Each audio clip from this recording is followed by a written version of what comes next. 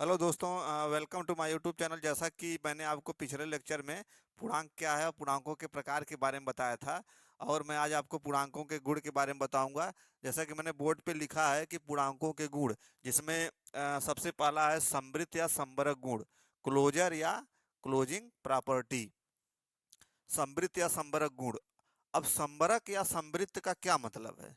सबसे पहले तो इसको आप समझिए कि संवृत्त क्या क्या अर्थ है। क्लोजिंग, जैसा कि इंग्लिश में क्लोजिंग लिखा है। क्लोजिंग का मतलब क्लोज्ड, मतलब जो भी रिजल्ट आएगा वो पूर्णांक पे ही जाके क्लोज होगा। कुछ भी रिजल्ट आएगा, चाहे जोड़ेंगे या घटाएंगे, तो उसका रिजल्ट पूर्णांक पे ही, पूर्णांक की संख्या पे ही जाके क्लोज होगा। जैसे सबसे पहले संवृत्त या संवरक में सबसे पहला है योग का संवृत्त नियम। अब योग का संवृत्त नियम का मतलब किन्हीं भी दो पूर्णांकों को जब आप जोड़ेंगे तो वो जाके पूर्णांक पर ही क्लोज होगा, यानी कि उसका रिजल्ट क्या है, पूर्णांक ही आएगा। जैसे मैंने लिया है कि माना कोई दो पूर्णांक है ए और बी, तब ए प्लस बी अर्थात पूर्णांकों ए और बी का योग भी एक पूर्णांक होगा। एग्जाम्पल में -8 + 5 = -3। -8 भी आपका पूर्णांक है, +5 भी आपका पूर्णांक है, और -3 भी आपका पूर्णांक है। पूर्णांक का मतलब क्या हुआ? पूर्णांक का अर्थ है जीरो से लेकर अनंत तक, फिर माइनस से -1 -2 ये डॉट डॉट डॉट इनफाइनाइट। ये होता है पूर्णांक का मतलब पूर्णांक में धनात्मक, ऋणात्मक और शून्य, ये तीनों आता है। तो इसमें आप ये देख लीजिए, -8 यानी कि ये भी पूर्णांक है, +5 ये भी पूर्णांक है, इनका रिजल्ट आएगा -3, ये भी पूर्णांक आ गया। यानी कि किन्हीं भी दो पूर्णांकों को आप जोड़ेंगे तो उसका रिजल्ट पूर्णांक ही आएगा। ये आपका क्लोजिंग प्रॉपर्टी संवरक गुण के अंतर्गत पहला है। दूसरा है घटाव का संवृत्त नियम। घटाव का संवृत्त मतलब उसका जो रिजल्ट आएगा वो घटाने के बाद जो रिजल्ट आएगा वो भी पूर्णांक पे ही क्लोज होगा। यानी कि दो पूर्णांक आप ले लेंगे, उन दोनों पूर्णांकों को घटाएंगे तो जो रिजल्ट आएगा वो पूर्णांक ही आएगा। जैसे मैंने यहाँ पे लिया है, माना कोई दो पूर्णांक ए और बी है, तब a माइनस बी भी एक पूर्णांक होगा। जैसे -7 क्या है, एक पूर्णांक है। अब इसमें से 5 क्या है, एक पूर्णांक है, तो -7 में से -5 घटाएंगे तो -12 आ जाएगा। -12 यानी कि ये क्या है, -12 एक पूर्णांक है। और 7 -8 ये भी -1 ये भी एक पूर्णांक है।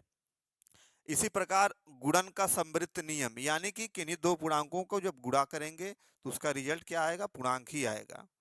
जैसे यहाँ पे मैंने लिखा है, इसमें देखिए, माना कोई दो पूर्णांक ए और बी हैं, तथा यदि, अब इसमें तीन कंडीशन बनती है, गुणा करने में तीन कंडीशन बनती है।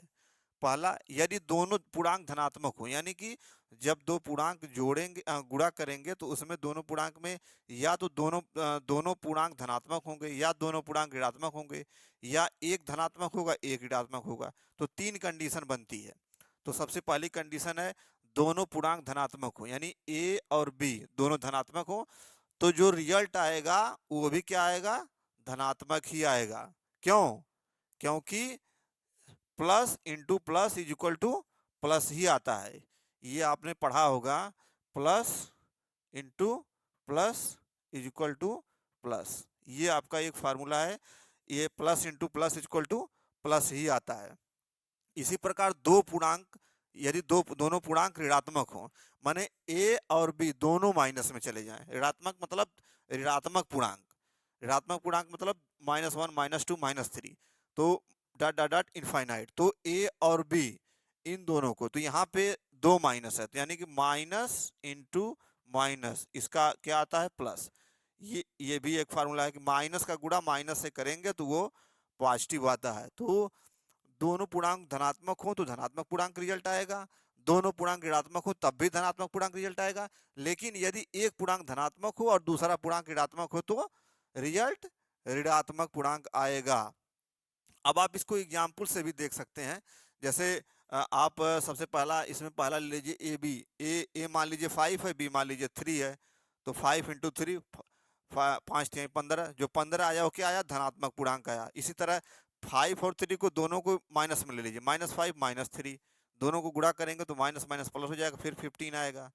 तो इसी प्रकार एक पूर्णांक धनात्मक और दूसरा, एक 5 को धनात्मक ले लीजिए, -3, 3 को -3 ले लीजिए, तो 5 5 × 3 = 15, -15, यानी कि वो -15 क्या है, ऋणात्मक पूर्णांक में आएगा। तो ये आपका हो गया संवृत या संवरक गुण। इसमें 3 है। अच्छा, इसमें डिवाइड डिवाइड नहीं आ रहा है, डिवाइड को ये फॉलो नहीं करता है, डिवाइड को ये फॉलो नहीं करता है। डिवाइड को क्यों नहीं फॉलो करता है?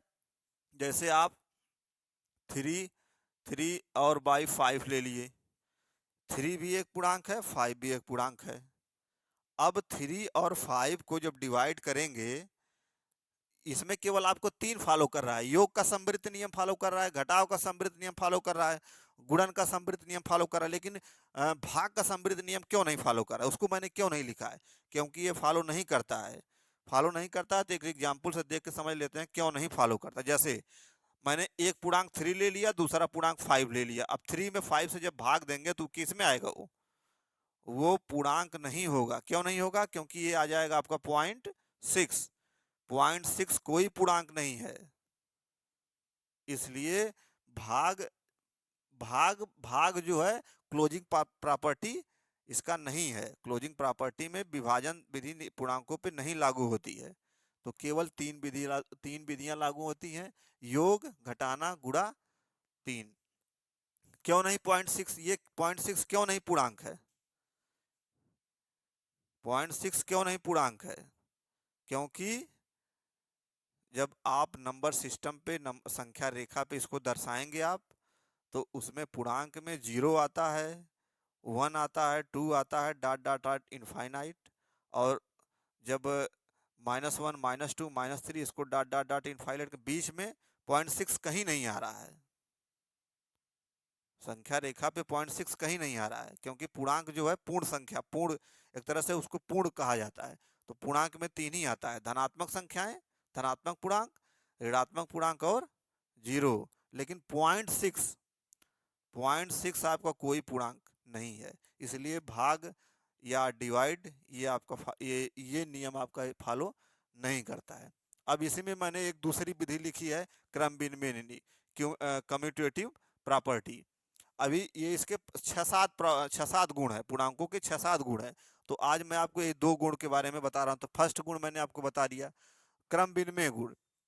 जैसा कि यहाँ पे आप देख रहे हैं क्रम विनिमय, यानी कि 2 पूर्णांक आप लेंगे, उनका क्रम चेंज करने के बाद भी आपका रिजल्ट जो आएगा वो पूर्णांक ही आना चाहिए, पूर्णांक आना चाहिए और वही आना चाहिए, तब माना जाएगा कि हाँ ये क्रम विनिमय नियम को फॉलो करता है। तो कैसे? आप देखिए यहाँ के, जैसे गुणन का क्रम विनिमय नियम। अब गुणन का क्रम विनिमय नियम का मतलब है कि 2 पूर्णांक आप ले लेंगे, दोनों को आप आपस में गुणा करेंगे, फिर इसके बाद जो रिजल्ट आएगा वही रिजल्ट, दोनों का क्रम चेंज करने के बाद जो गुणा करेंगे वही रिजल्ट आना चाहिए, तब वो गुणन का क्रम विनिमय नियम फॉलो करेगा। जैसे एग्जाम्पल में गुणन का क्रम किन्हीं 2 पूर्णांकों ए बी के लिए A cross B equal to B cross A, या A into B equal to, यानी कि एग्जाम्पल में देखें 3 इंटू 5 इक्वल टू 5 इंटू 3, यानी ये भी 15 आएगा, ये भी 15 आएगा। 15 क्या है? 15 भी पूर्णांक है, यानी कि गुणन का क्रम विनिमय नियम पूर्णांक फॉलो करता है। इसी प्रकार माइनस माइनस से 7, तो 8 7 56, फिर इसको ये दोनों गुणा करेंगे तो ये उतना ही आएगा, माइनस में दोनों आएंगे। इसी प्रकार योग पर यहाँ पे देखिए क्रम विनिमय लिखा है ना, तो क्रम चेंज हो गया है।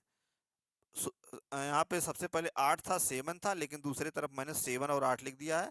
इससे इनके रिजल्ट में कोई परिवर्तन नहीं हो रहा, और जो संख्या आ रही है वो क्या आ रही है? पूर्णांक ही आ रही है। तो यानी कि पूर्णांक क्रम विनिमय गुण के गुणन को फॉलो करता है। अगला है योग, यानी कि पूर्णांक योग पर क्रम विनिमय नियम भी फॉलो करता है। जैसे 2 पूर्णांक ए और बी ले लिए, A plus B into B plus A plus B equal to B plus A, यानी 5 plus 7 equal to 7 plus 5। 12 A भी आएगा, 12 ए भी आएगा, रिजल्ट सेम आ रहा है। और क्रम यहाँ पे देखिए चेंज है, पहले 5 था 7 था, अब यहाँ पे पहले 7 था 5 था। रिजल्ट जो है, रिजल्ट एक ही आ रहा है क्रम चेंज करने के बाद, यानी कि योग पर क्रम विनिमय नियम पूर्णांक सभी पूर्णांक फॉलो करते हैं। तो आज के लेक्चर में मैंने आपको पूर्णांकों के गुण में 2 गुण बताए, 2 गुण मैंने बताए, जैसे संवरक गुण और क्रम विनिमय गुण। अगले अगले वीडियो में मैं आपको तीसरा गुण के बारे में बताऊंगा। बहुत बहुत धन्यवाद।